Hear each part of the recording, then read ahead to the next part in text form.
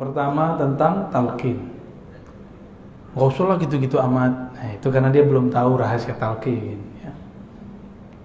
Kalau kita mau tanya masalah zikir, jangan dengerin komentar orang awam atau ustadz yang awam dalam zikir. Ustadz ini kan juga ada spesialisasinya. Ada yang spesial sholawat, ada maulidan mulu, talqin gak pernah. Ada yang cuma bid'ahin talqin mulu sama sholawat, itu ada juga. Yang ngerti talqin orang bersanad, karena talqin itu ada sanadnya kepada Rasulullah Sallallahu Alaihi Wasallam.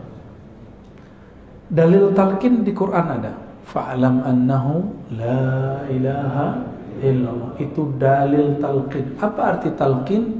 Memberi bimbingan, memberi pengajaran kepada orang mengenai hakikat la ilaha. Talqin ini ada dua, talqin ilmu, talqin zikir. Quran ada namanya metode talqin. Benar. Jadi sebenarnya kita sudah dapat talqin Quran. Kalau nggak ditalqinkan Quran oleh guru, kita nggak akan bisa baca Quran.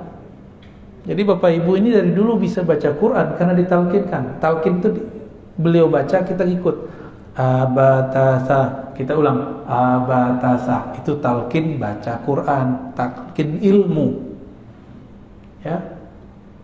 Atau nggak usah belajar ya. Yaudah di rumah aja baca Iqra sendiri di rumah ya. Baca Quran sendiri di rumah.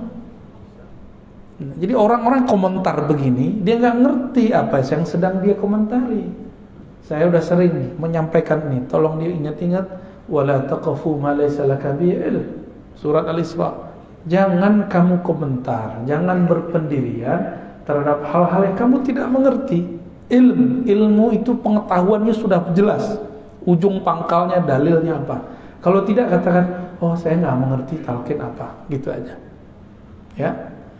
Yang kedua, di dalam hadis ada hadis Muslim, Nabi mengatakan, laqinu mautakum la ilaha illallah. Talqinkan mauta. Apa arti mauta?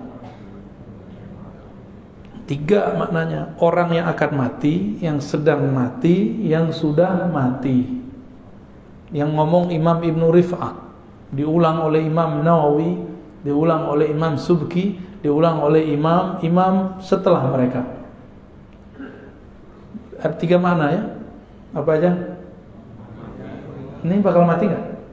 Berarti wajib talqin. Yang kedua, sedang. Yang ketiga, ya, dalam riwayat Imam Ibnu Abi Syaibah, Nabi ditanya, bagaimana untuk orang hidup wahai Rasulullah? Nabi mengatakan, lebih baik. Jadi mending kita dapat talqin masa hidup daripada dapat talqin nanti waktu sakarat. Siapa tahu nggak bisa dengar. Udah pernah lihat orang sakarat belum? Dia nggak bisa dengar. Dia melihat tapi bukan kita. Dia ngelihat nggak tahu kemana ngelihat. Dia ngambil nafas tapi nafasnya sudah tersengal-sengal. Apalagi dalilnya? Dalilnya banyak. Ada di riwayat Imam Ahmad, Imam Tabarani, bahwa Nabi SAW mentalkin Ubadah bin Samit, mentalkin Sayyidina Ali, mentalkin sekelompok sahabat. Ada talqin jama'i, berjamaah. Ada talqin furada ya, sendiri-sendiri. Gak tahu nih ahwalnya datang kapan nih saya mentalqin di sini. Tapi beberapa kawan sudah ya. Karena mereka mau ngikutin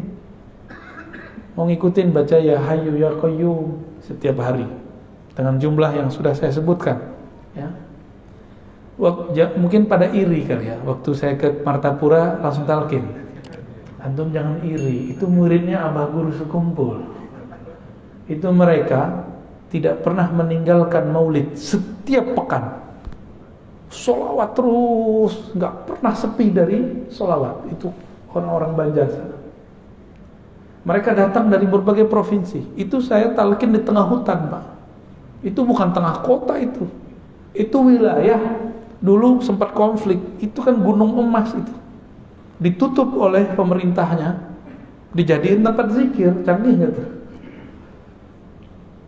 Tadinya orang pada eksploitasi alam. Ngapain mereka di situ? Tambang. Kalau tanah udah ditambang, hancur nggak? Bapak pergi ke Bangka, itu tambang-tambang pribadi. Kalau kita naik, udah kayak orang kudisan itu pulau. Ya mohon maaf orang Bangka ya. Itu harus dibenerin tuh. Gimana cara benerinnya saya nggak tahu. Ditutup. Nah kemarin kita buat zikir, saya tadinya nggak tahu, tapi ketika datang, kok udaranya enak. Masih banyak kunang-kunang, tahu kunang-kunang? Ini pencirian dalam ekologi. Kalau masih ada hewan-hewan tertentu, kita lihat, kita hirup baunya atau kita lihat indikatornya, berarti udaranya masih bagus. Dan orang datang ke situ. Kita dari kota tuh, kota Martapura, Banjarbaru ya, ke sana jauh sekali, ada 1 jam. 1 jam udah pakai patwal. Orang datang dari Sampit, dari Palangkaraya, dari Pontianak, dari Balikpapan, itu datang Pak, dan itu muridnya Abah Guru Sekumpul semua, muhibbin mereka. Abah Guru Sekumpul wafat tahun berapa dulu? 2004 atau 2005? Ya, 2004 ya. Jadi mereka santri beliau. Kalau setiap kali ada haul namanya, itu ramainya bukan main, jutaan. Pejabat aja nggak bisa masuk. Jadi mereka sudah muhibbin kepada wali Allah namanya Abah Guru Sekumpul. Itu wali Pak, la syak bila niza'. Ya, nggak ada syak lagi. Karena wali itu penciriannya bukan kesaktian, tapi kenal kepada yang mengangkat dia jadi wali. Siapa yang mengangkat dia jadi wali? Allah. Kenalnya, ma'rifatnya luar biasa. Kemudian yang ketiga, di sana murid beliau, salah satunya Tuan Guru Wildan namanya, itu sudah mengijazahkan talqin secara ilmu hadis. Lah saya malu lah, guru kita sudah mentalkin ijazah, tapi saya kok nggak ngasih talqin gitu. Antum doa aja lah ya, yang banyak. Semoga nanti ane mau talqin di sini ya. Insya Allah sekali sebulan kalau umur kita panjang, kita nanti akan ada masa kita talqin zikir di sini. Ya. Tahu kenapa saya belum talqin juga? Karena masih ada sir yang masih belum terima, masih ada mikir. Kayak tadi, ya zikir-zikir aja kayak habis sholat gitu. Dia lupa, dia zikir ba'da sholat itu juga ditalkinkan oleh imam. Itu talqin tuh, imam mengatakan astagfirullah, astagfirullah, itu talqin itu Pak. Cuma talqin am, bukan talqin khas. Talqin yang dimaksud talqin khas, walaupun berjamaah. Ini berjamaah nih, tapi tekniknya khusus.